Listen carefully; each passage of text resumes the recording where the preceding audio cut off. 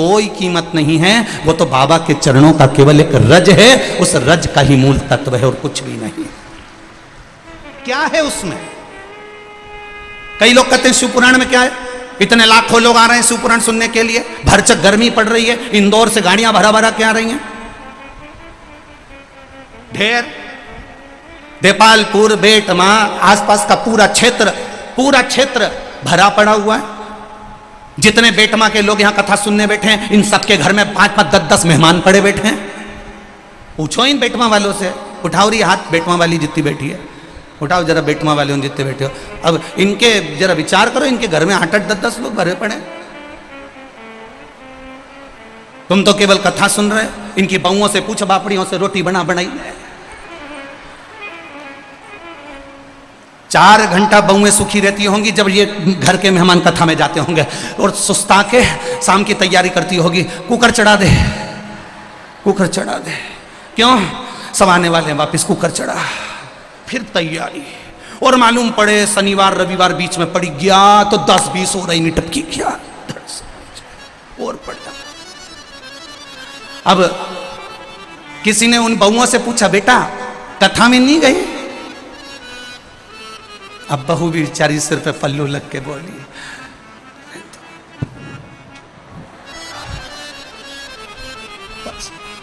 अगली बार सियोर वाला महाराज जब कहीं पास में आएगा, हमारे गांव में नहीं, पास में कभी आएगा तो हम उनसे कह देंगे, सासू से तुम यहां सुनो, हम वहां चले, हम भी अब किसी के यहाँ मेहमानी करने जाएंगे, होंदे पास में कथा। 4 दिन 6 दिन 8 दिन आनंद। कौन किसके यहाँ आता है जीजियों? शादी भी होती है ना तो कोई मुंह दिखाने के लिए आता है, पर शिव महापुराण की कथा केवल एक ऐसी होती है जो मेहमान खुद फोन लगाकर बोलता है, मैं 4 दिन तुम्हारे यहाँ रहूंगा। कथा सुनना, कथा सुनना है। हम शादी में निमंत्रण देने जाते हैं, आना जीजी, आना फूफा जी, आना बुआ जी, आना काका जी, आना मौसी जी, आना मासा जी, आना जीजा जी, आना जीजी, हम पत्रिका दे देकर आते हैं। और इतने अहंकार में जो भी आता है शादी में ऐसा अप टू डेट बन के आता है, सारा काम हाथ में हाथ चाहिए। पर केवल शिव महापुराण के जितने भगत आपके घर में मेहमान के रूप में आते हैं, आधे से ज्यादा काम तो वही कर लेते हैं। अरे हम आए हैं केवल कथा सुनना है, आनंद लेना है, 7 दिन की भक्ति करना है, आनंद पाना है, इसके बाद चले जाना है। क्या कर रहा है उसमें? क्या है शिव पुराण में? इस शिव महापुराण की कथा में है क्या? जो टीवी के सामने सुनते हैं तो कार्य हो जाता है, मोबाइल पर सुनते हैं तो कार्य हो जाता है, पंडाल में बैठकर सुनते हैं तो कार्य हो जाता है, शिवालय में जाके 1 लोटा जल चढ़ाते हैं तो कार्य हो जाता है, एक बेलपत्री शिव को चढ़ी हुई खाते हैं तो बीपी शुगर लेवल पर आ जाता है। आखिर इस पुराण में है क्या? ये तो हमको भी नहीं मालूम कि पुराण में है क्या, पर इतना जरूर जानते हैं, जिसने विश्वास महादेव पर कर लिया, रामचरितमानस में लिखा है, शंकर विश्वास रूपिणो, शिव पर जिसने विश्वास कर लिया उसको महादेव मिल गया, उसका कार्य सफल हो गया। शिव के मिलने से, शिव के प्राप्त करने से। किसी के यहाँ 19 साल में, किसी के यहाँ 15 साल में, किसी के यहाँ 8 साल में, किसी के 10 साल में, किसी के यहाँ 20 साल में संतान हो रही, किसी के 5 साल में, 6 साल में। और आप भी बेटमा के रहने वाले हो, आप भी जिस गांव से आए उस गांव में देखना आपको सूचना मिली होगी, किसी ने कहा होगा मैंने पशुपति व्रत करा था, मुझे ये हुआ, मैंने पशुपति व्रत करा, मेरे को ये आनंद हुआ। क्या है ऐसा पशुपति व्रत? क्या सुख पाया? आनंद की एक लहर था, आनंद का एक सुख परमात्मा की शरणागति में है, उसके विश्वास, थोड़ी प्रतीक्षा में। शबरी अम्बा ने प्रतीक्षा करी, राम सामने आ गए। विभीषण ने प्रतीक्षा करी, राम सामने आ गए। माता अहिल्या ने प्रतीक्षा करी, राम सामने आ गए। आपसे भी निवेदन है, थोड़ी एकदम जल्दीबाजी मत करना कि मैंने अभी लोटा भर के जल चढ़ाया तो भगवान मेरी सुन लेगा, मैंने अभी जल चढ़ाया तो भगवान मेरी सुन लेगा। ना ना ना, थोड़ी प्रतीक्षा करना, उसके दरवाजे तक जाते रहना, उसकी कथा सुनते रहना। जब जब टीवी पर मिले तुरंत रिमोट से ढूंढना और सुनने का प्रयास करना। थोड़ा सा चित्त उसमें लगा कर रखना, रमा कर रखना, डूबे रहना, उसके अंतर्गत वो अपने आप आनंद की अनुभूति करा देगा अपने आप।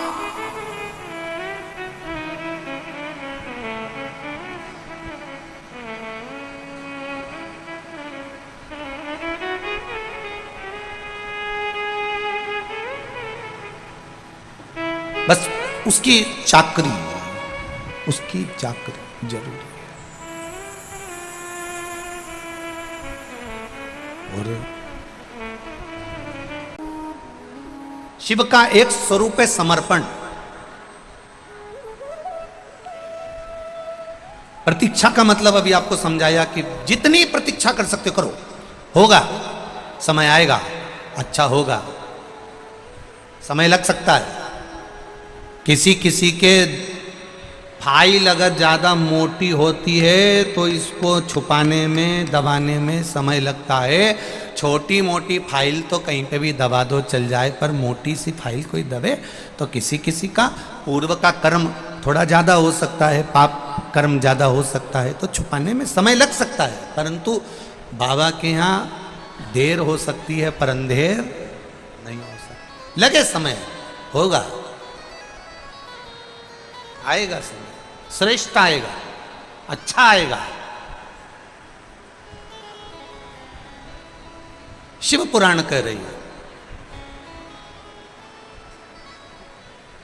दया। मां पार्वती जी बैठी हैं शिलाखंड पर,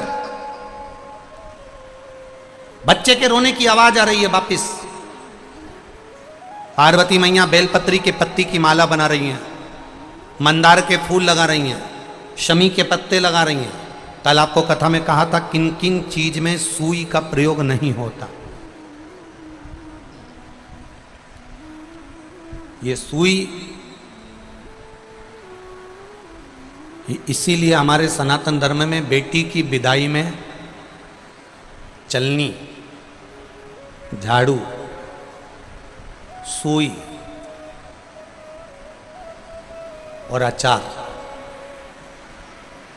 हमारे यहाँ बेटी की विदाई में पापड़ देते हैं, बड़ी देते हैं, जो चीज खराब ना हो।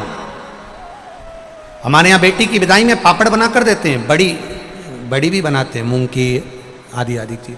पर कुछ चीजें हमारे यहाँ बेटी की विदाई में नहीं जाती महाराज। एक सुई, दूसरी जम के बोलो जरा, झाड़ू, तीसरी चलनी और चौथी अचार की बरनी। ये चीजें नहीं।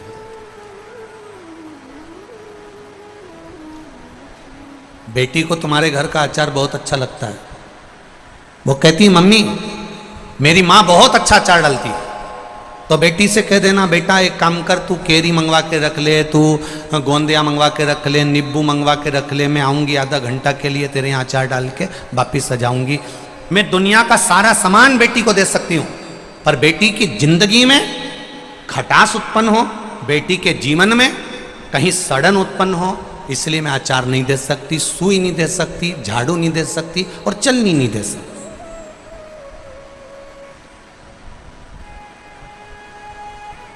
ना जाने कौन कौन तुमको अकल दे देता है।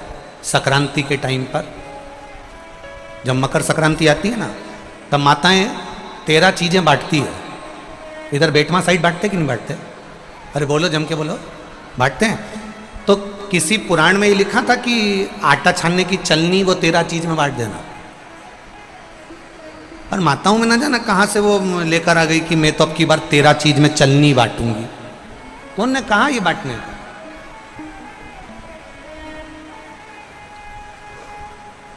जो भगवान की सेवा में कार्य आए, जो भगवान के भजन में कार्यरत रहे, जो भगवान की सेवा में, ठाकुर की सेवा में, राम की सेवा में, मेरे कृष्ण की सेवा में, मेरे शिव की सेवा में जो तल्लीनता से सेवा में कार्य आए, वो चीज बांटो तो चल जाइए। चलनी कौन ने बांटने की थी तुमसे कि चलनी बांट?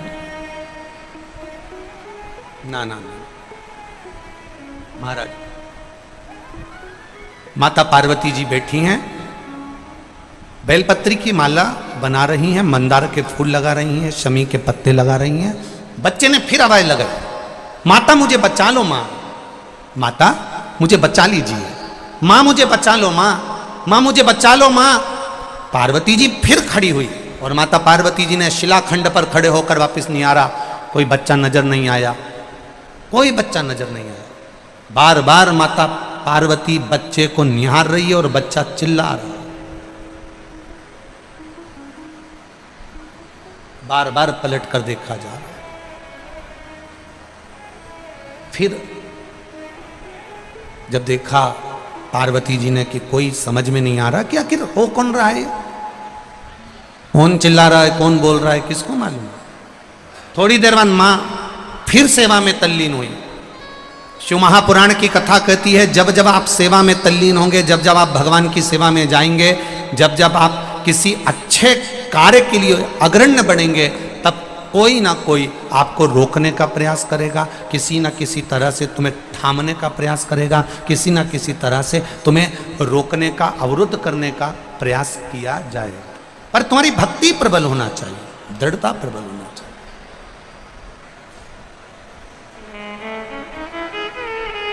भक्ति की प्रबलता। मैंने तेरे ही भरोसे से बाबा, तेरे ही भरोसे हवा बिच उड़ती जावांगी, बाबा डोर तो छड़ी ना में कटी जावांगी, भोले मैं तेरी पतंग, शंभू मैं तेरी पतंग। शिव कथा कह रही है। बच्चे ने फिर चिल्लाया, और बच्चा जैसे ही चिल्लाया, अब की बार मां ने देख लिया। अभी तक मां देख रही थी पर्वत पर, अभी तक मां देख रही थी भूमि पर अब मां ने देखा कि एक जलाशय में एक मगर एक बच्चे को पकड़ने के लिए घाट पर आ रहा है। एक मगर, एक घड़ियाल, एक बच्चा सोया हुआ है, उसको पकड़ने के लिए घाट पर आ रहा है। छोटा सा बच्चा है। अब मां से रहा नहीं गया, मां से रहा नहीं गया। जैसे ही वो छोटा सा बच्चा चिल्लाया, पार्वती मैया पर्वत पे से कूद कर, जिस शिला पर माता पार्वती जी बैठी थी उस पे से कूद कर मां तुरंत मां उस शिला से कूदी और कूद कर जलाशय के पास में मेरी माता पहुंच गई। अब जैसे ही जलाशय के पास मेरी मां पहुंची और माता ने देखा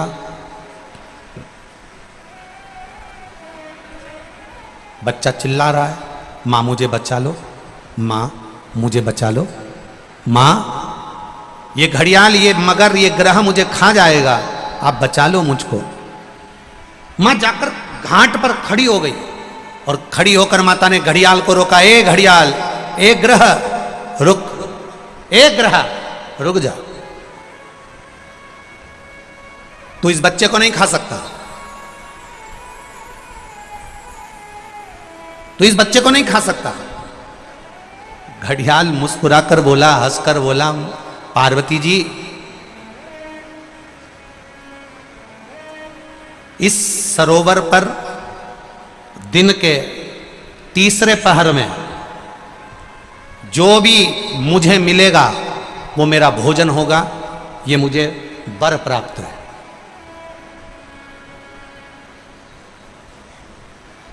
तीसरे पहर में जो मुझे मिलेगा इस सरोवर के तट पर, वो मेरा भोजन होगा। अब देखिए, किसी किसी का एक समय होता है।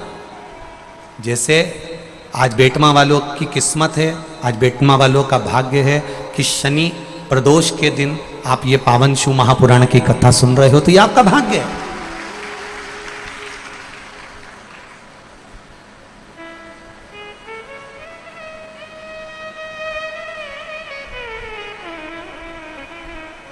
ये आपका भाग्य है, ये आपका सौभाग्य है।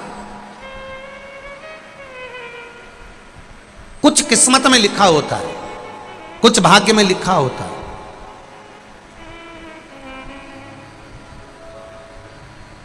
अब एक ग्रह, तुम इस बच्चे को नहीं खा सकते। ग्रह कह रहा है कि दिन के तीसरे पहर में जो भी मुझे भोजन मिलेगा मेरे घाट पर मुझे खाना है, क्योंकि ये मेरा आहार है, ये मेरा भोजन है, मैं इसको खाऊंगा। नहीं नहीं, नहीं। मां कहती है तुम इसे नहीं खा सकते, क्योंकि ये मुझे पुकार रहा है, ये मुझे आवाज दे रहा है। और अगर ये मुझे पुकार रहा है, मुझे आवाज दे रहा है, तो तुम कैसे खा सकते हो इसको? तुम खा नहीं सकते। पार्वती जी कहती हैं तुम इस बच्चे को छोड़ दो। ग्रह कहता है ये बच्चा कौन है तुम्हें मालूम है क्या? किसकी संतान है तुम्हें मालूम है क्या? एक बहुत सुंदर संवाद ब्रह्मवेत्ता पुराण का है। आज शनि प्रदोष के दिन आप लोगों को थोड़ा स्मरण में ला दूं। किसी भी चीज का उद्यापन करो, 16 सोमवार का उद्यापन करो, चाहे तुम शुक्रवार का उद्यापन करो, चाहे तुम सोमवार का उद्यापन करो, चाहे तुम एकादशी का उद्यापन करो, चाहे तुम प्रदोष का उद्यापन करो, चाहे तुम जिस भी व्रत का उद्यापन करो, शिव महापुराण की कथा कहती है अपने घर के लोगों को गिनने से पहले बाहर के लोगों को गिनना जरूरी है। थोड़ा ध्यान देना। और आप लोग क्या करते हो? उद्यापन में सबसे पहले अपनी जेठानी को गिन लिया, इसको गिन लिया, उसको गिन लिया, उसको गिन लिया। और शिव महापुराण की कथा कहती है जेठानी तो तुम्हारे यहाँ का भोजन करेगी क्योंकि रिश्तेदार है, ननन तुम्हारे यहाँ का भोजन करेगी क्योंकि रिश्तेदार है, तुम्हारी देवरानी भोजन करेगी क्योंकि रिश्तेदार है, तुम्हारी चाची सास भोजन करेगी क्योंकि रिश्तेदार है, तुम्हारी काकी सास भोजन करेगी क्योंकि रिश्तेदार है। जब हम उद्यापन में दूसरे को गिनते हैं और उसको कोई सामान देते हैं, उसकी कोई सामग्री, कोई सुहाग की पिटारी, कोई सामग्री हमने उसको उद्यापन में दी, तो वो हमारा दान कहलाता है। हमने अपने परिवार वाले को भोजन कराकर अपने उद्यापन में गिन दिया और अपने परिवार वालों को दे दिया। इसको देना नहीं कहते, इसको दान नहीं कहते, इसका पुण्य आधा हो जाता है। इसके पुण्य की परिभाषा यहां नहीं कहा जाए। अब और सरल भाषा में समझ लीजिए। कई माताएं कहती है हमने तो अपनी बेटी को यह सामान दे दिया, मतलब हमने खूब दान कर दिया। अब एक बहुत अच्छे से समझ लेना, हमने हमारी बेटी को ये दे दिया तो हमने दान दे दिया। हमने हमारी बेटी को पापड़ बना के दे दिया, हमने तो बहुत दान कर दिया। हमने हमारी बेटी को साड़ी दिला दी, हमने दान कर दिया। हमने हमारी बेटी को सामान दिला दिया, हमने दान कर दिया। बेटी दान लेने की हकदार नहीं है, बेटी अपने मायके का हक लेने को दमदार है। तुम बेटी को एक साड़ी देकर ये मत सोचना कि हम दान दे रहे हैं। बेटी तो खुद कन्यादान में जाती है। आप बेटी को अगर वस्त्र दे रहे हो तो दान नहीं कर रहे हो। आप बेटी को कोई सामग्री दे रहे हो तो दान नहीं कर रहे हो। आप बेटी को कोई सामान दे रहे हो, दान नहीं कर रहे हो। आप बेटी के बेटे को 500 रुपए का लिफाफा दे रहे हो, ये दान नहीं कहला रहा है। ये वो अपना हक लेकर जा रही है। आई है माँ बाप के घर में तो साड़ी तो देना पड़ेगी, नहीं देगी तो काले कोट वाला दिला देगा। उसमें ये दान नहीं है कि तुम कह दो कि नहीं साहब हमारी तो हमने बहन बेटी के दान दे दिया, हमने तो हमारी बहन बेटी के दान दे दिया, हमने तो हमारी बहन बेटी के दान दे दिया, तो बहन बेटी कहीं भिक्षा मांगे तुमसे? अरे बोलो तो बेटमा वाली हो, बोलो बोलो जम के बोलो। तुम क्या भिक्षा मांगो कि हम भैया के जाए तो दान लेके आएंगे? दान लेकर बहन बेटी नहीं आती।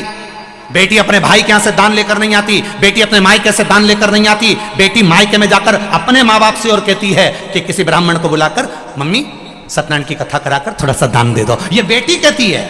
बेटी दान लेकर नहीं आती है, बेटी दान दिलवा कर आती है। और बेटी मायके से अगर एक साड़ी भी लेकर आती है तो वो दान की नहीं, बेटी अपना हक लेकर आती है। जब तक माँ बाप हैं तब तक बेटी लेकर आ रही। तो जितनी भी भाभियां हैं वो ये कहना बंद कर दे कि हमने ननन को कुछ दान दिया। दान नहीं। हम जानते हैं तुम अगली बार हमें बेटवा नहीं बुलाओगे इस बात के लिए, भले मत बुलाओ। और जो रीत की बात है, यहाँ शिव महापुराण की कथा कह रही है, यहाँ शंकर जी का संवाद कह रहा है कि पार्वती जी कह रही हैं कि ग्रह कह रहा है पार्वती जी से, इससे तुम्हारी कोई रिश्तेदारी है? ये बच्चा कौन है तुम पहचानती हो? इसके माँ बाप को जानती हो? इसकी रिश्तेदारी पहचानती हो? इस बच्चे को क्यों बचाना चाहती हो? इस बच्चे को मुझे खाने क्यों नहीं देना चाहती? पार्वती जी कहती हैं अगर मेरी संतान होती तो मैं छोड़ देती, पर ये ना जाने कौन है, किसका पुत्र है, उसने मुझे पुकारा है, इसलिए मैं इसको बचाना चाहती हूं। बहुत ध्यान देना। अतिथि देव भव,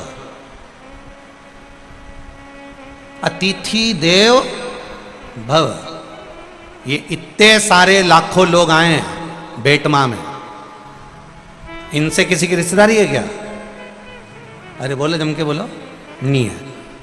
कोई इनको पहचानता है कि कहाँ से आ गए? कोई ट्राली में बैठ के, कोई ट्रक में बैठकर, कोई गाड़ी में बैठकर, कोई मोटरसाइकिल में बैठकर, किसी से कोई की रिश्तेदारी नहीं है। पर बेटमा में आए हैं और बेटमा के एक व्यापारी ने भी, बेटमा के एक व्यक्ति ने भी, बेटमा का एक व्यक्ति ने भी अगर इनको एक गिलास पानी भी पिलाया है तो समझ लेना तुमने अपने वाले को पिलाया तो ये सोच के पिलाया कि मेरी मौसी है, मेरी काकी है, मेरी बुआ जी है। पर पराये व्यक्ति को अगर हमने एक गिलास पानी भी पिलाया है, समझ लेना वो तुम्हारे खातों में करोड़ों का हो गया है। उसका फल कम नहीं हो सकता, वो करोड़ों का होगा, अधिकता का होगा।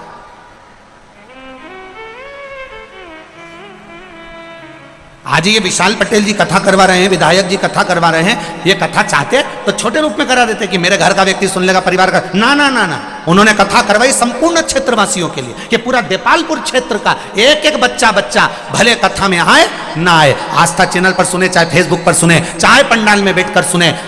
तो एक विशाल पटेल जी ने विचार करा कि कम से कम क्षेत्र का व्यक्ति अगर कथा सुनेगा, भले उसके कानों में जाए ना जाए, पर हमारे क्षेत्र का कल्याण हो जाए। यह कथा का मूल लक्ष्य हो, यह कथा का मूल लक्ष्य तत्व वही सम्मिलित है।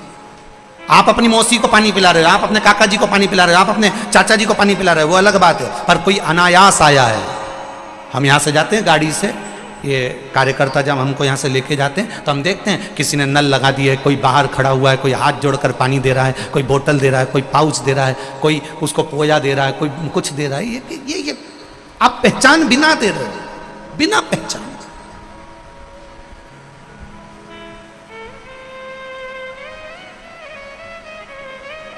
मिल रहा है उसका।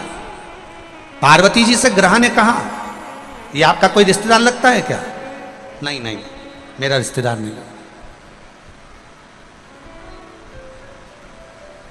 आपका रिश्तेदार नहीं है? नहीं। तो फिर आप इसको बचा क्यों रही हो? पार्वती जी बोली, रिश्तेदार होता तो मैं तुम्हारे सामने दे देती, मेरा पुत्र होता तो मैं तुम्हारे सामने दे देती कि ग्रह इसको खा ले। पर दिक्कत यह है कि मैं इसको पहचानती नहीं हूं, ये कोई दूसरा।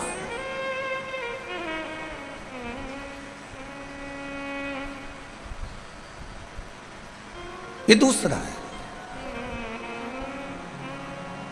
ये उसी में का हाल है। एक महिला ड्राइविंग लाइसेंस बनवाने के लिए गई, गाड़ी चलाना सीख गई और ड्राइविंग लाइसेंस बनवाने गई। तो जो मैनेजर था, ऑफिसर था, उसने महिला से पूछा, एक तरफ तुम्हारा भाई है, एक तरफ तुम्हारा पड़ोसी है,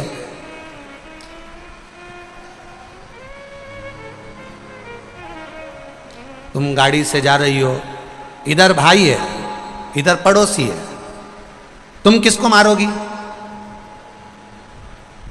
महिला तुरंत बोल दी, पड़ोसी को। मैनेजर ने कहा, ऑफिसर ने कहा, मैं 3 साल से तुम्हारा ड्राइविंग लाइसेंस बनवाने का प्रयास कर रहा हूं, 3 साल से समझा रहा हूं कि इधर पड़ोसी है, इधर भाई है, और तुम्हें अगर मारना है तो किसको मारोगी? तुमसे 3 साल से कह रहा हूं कि ब्रेक मारूंगी, ब्रेक मारूंगी, ऐसा बोल। तू जब देखो जब पड़ोसी को मारूंगी बोलती है।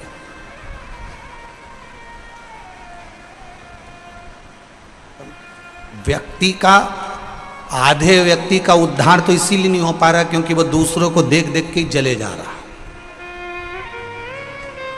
पड़ोसी के यहां ट्रैक्टर आ गया दूसरे नंबर का, इसने रोटी खाना छोड़ दी। ये उसी में कहा ले, जैसे एक बुढ़िया के सामने से कपास की गाड़ी निकल कर गई, ढेर कपास बढ़ा और कपास की गाड़ी निकल कर जा रही है। अब बुढ़िया ने सोचा, इतना सारा कपास कितने का बिकेगा, कितना पैसा आएगा, कितना धन आएगा। बुढ़िया सोच सोच के बीमार पड़ गई और नीचे टपक गई, बेहोश, चक्कर खा के नीचे। घर के लोग आए, उसको उठा के अंदर ले गए, सबने पानी का छींटा दिया, उठ ही नहीं रही। सब चिल्लाने लगे, रोने लगे, बहुएं धाड़ धाड़ के रोने लगी, बेटे रोने लगे। डॉक्टर ने भी आकर देखा तो इसकी तो सांस नहीं चल रही, सब रो रहे हैं, सब चिल्ला रहे हैं। सामने वाली अम्मा को मालूम पड़ा जो इसके पास में बैठती थी, उसने आते से पूछा क्या हुआ। बस बैठी थी अम्मा बाहर ओटले पर, दरवाजे पर, सामने से कपास की गाड़ी निकल कर गई और अम्मा बस थोड़ी देर बाद चक्कर खा के गिर गई। इतने में सामने वाली आंटी ने कहा, सामने वाली अम्मा बोली तुम चिंता मत करो, अभी उठ के बैठती है, मैं अपनी सहेली को अच्छे से जानती हूँ, तुम रुको, तुम सब ऐसी कैसी रोना, मैं अभी बाहर जाती हूँ, अभी आऊंगी। और जैसे ही वो अम्मा बाहर गई और आते सी दौड़ कर बोली, जी जो तेरे सामने से कपास की गाड़ी गई थी ना, उसमें आग लग गई। जी उठ के बैठ गई तुरंत,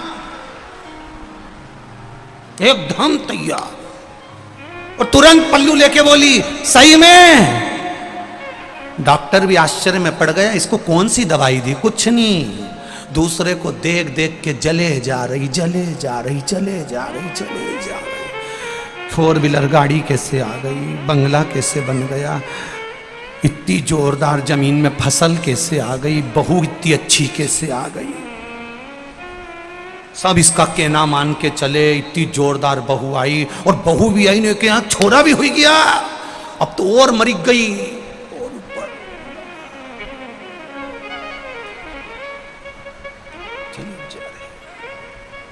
शिव महापुराण की कथा कह रही है, क्या किसको रोइए, बोलो बोलो बोलो, चादर तान के सोइए, अपने को क्या करना। शिव मंदिर में जाना, शंकर के मंदिर में जाना, 1 लोटा जल अगर शंकर भगवान को चढ़ा रहे हो अपनी सामर्थ्यता के अनुसार, पड़ोसन चांदी के लोटे से जल चढ़ा रही है उससे हमें मतलब नहीं, पड़ोसन सोने के लोटे से जल चढ़ा रही है हमें उससे मतलब नहीं, पड़ोसन किस लोटे से जल चढ़ा रही है हमें उससे मतलब नहीं है। आपके पास में जो पात्र है भगवान को उस पात्र से जल चढ़ाओ, एक दिन आएगा भगवान तुम्हारे हाथ में भी चांदी का लोटा पकड़ा देगा। ईर्ष्या से नहीं, ईर्ष्या से नहीं।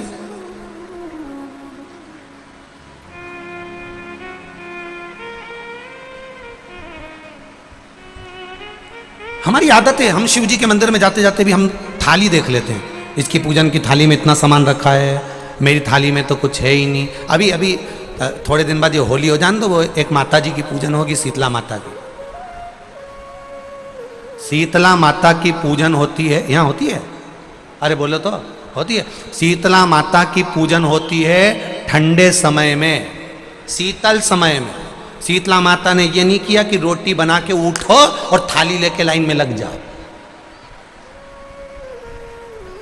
तुम देखना शीतला माता की पूजन करने लोग जाते ना शीतला सप्तमी शीतला अष्टमी पे, बस 11 बजे तक तो रोटी बनाती रहेगी, सामान बनाती रहेगी, 1-1.5 घंटा में ठंडा हुआ, 12:30 बजे उठ के सीधे लाइन में लग जाएगी, जल्दी से पूजन करके सो जाऊंगी, काम खत्म। शीतला माता ने भी सोच लिया बस तूने मुझे बेवकूफ बनाया, अब रुक जा तू। 11 बजे तक भोजन बनाया, 10 बजे तक भोजन बनाया, 1 बजे रात को लाइन में लग गई पूजन करने के लिए।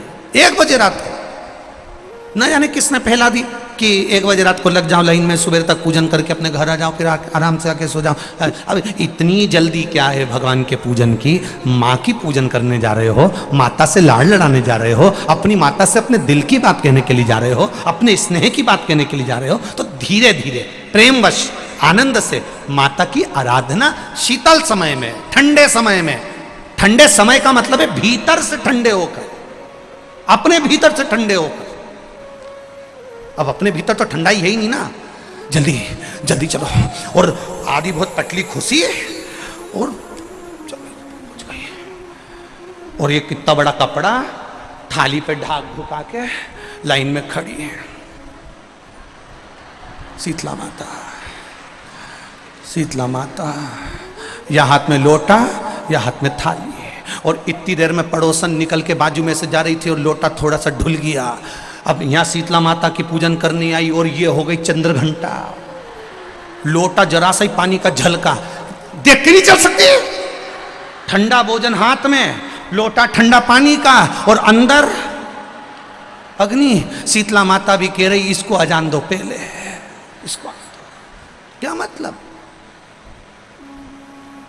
भीतर से शीतल हुई है, भीतर से ठंडे हुई है। चित्त वृत्ति मन जब भीतर से शीतल होगा, ठंडा होगा, तो मेरी शीतला माता, तुमने पूजन करा ना करा, मेरी शीतला माता प्रसन्न हो जाएगी। बस भीतर से शीतल होइए, ठंडे होइए भीतर से।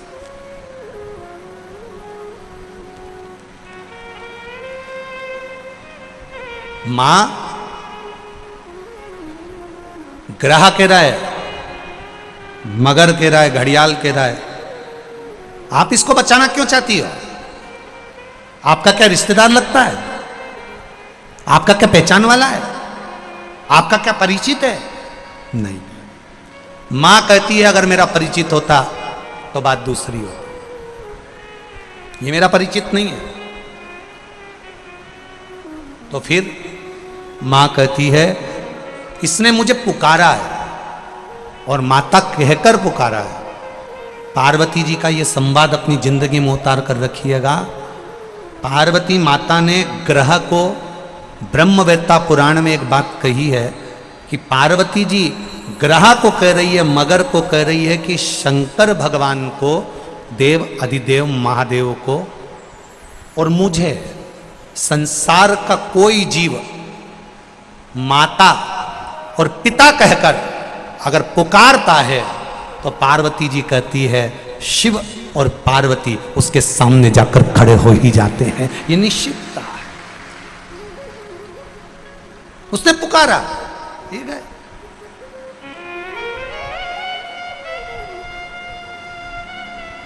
आप जिस भाव से पुकार रहे हो,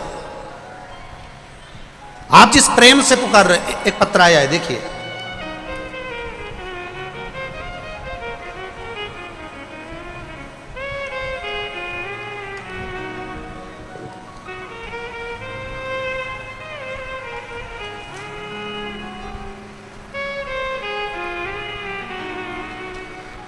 राजेंद्र दास वैष्णव बैरागी, पुजारी, गांव तलावली, तहसील देपालपुर, जिला इंदौर, मध्य प्रदेश। कहीं बैठे हों तो हाथ हिलाइएगा, जहां कहीं भी बैठे हो। आप ही हैं, दोनों हाथ हिला दो एक बार। श्री शिवाय नमस्तुभ्यम। मैं राजेंद्र दास वैष्णव बैरागी, पुजारी, गांव तलावली, तहसील देपालपुर, जिला इंदौर, मध्य प्रदेश से हूँ। गुरुदेव,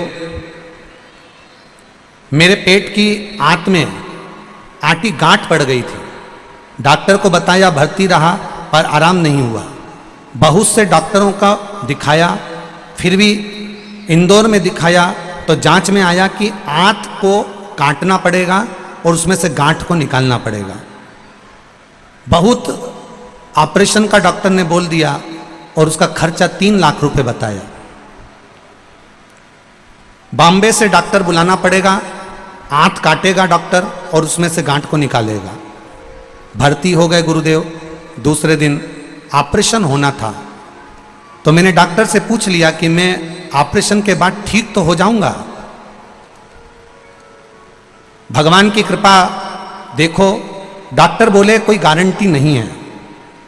बाद में इंदौर आ सको अस्पताल को, तब रात भर नींद नहीं आई गुरुजी।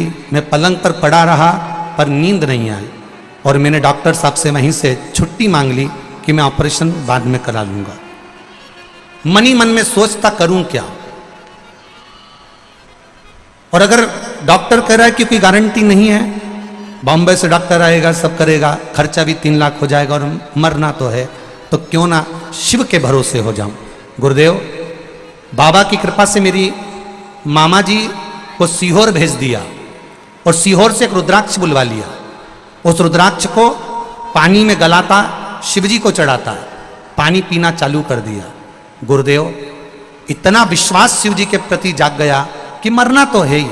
अब वो भी कह रहे हैं कि कोई गारंटी नहीं है, तो अपन पानी पीता, शिवजी को जल चढ़ा चढ़ा कर पीता। एक बेलपत्र खाना चालू कर दिया, बेलपत्री के पौधे का पूजन स्मरण चालू कर दिया। और दूसरी बार जब जांच कराने के लिए गया तो बाबा की कृपा से मेरी गांठ समाप्त हो गई और मैं ठीक हो गया हूँ। मैं बाबा को प्रणाम करने के लिए आया हूँ। अब ठीक है बैरागी जी? श्री शिवाय नमस्तुभ्यम। ये शिव तत्व है। वो घड़ी बैठिए।